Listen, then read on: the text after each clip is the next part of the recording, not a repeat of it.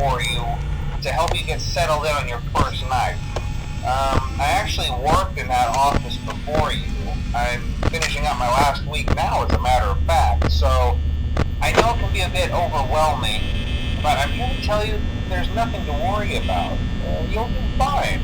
So let's just focus on getting you through your first week, okay?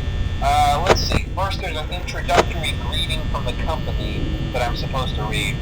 It's kind of a legal thing, you know.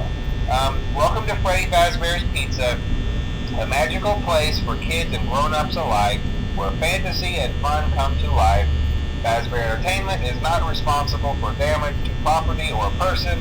Upon discovering that damage or death has occurred, a missing person report will be filed within 90 days, or as soon as property and premises have been thoroughly cleaned and bleached and the carpets have been replaced. Blah, blah, blah. Now, that might sound bad, I know, but there's really nothing to worry about. The animatronic characters here do get a bit quirky at night, but do I blame them? No. If I were forced to sing those same stupid songs for 20 years and I never got a bath, I'd probably be a bit irritable at night too. So remember, these characters hold a special place in the hearts of children, and we need to show them a little respect, right? Okay. So just be aware, the characters do tend to wander a bit. They're left in some kind of free roaming mode at night. Something about their servos locking up if they get turned off for too long.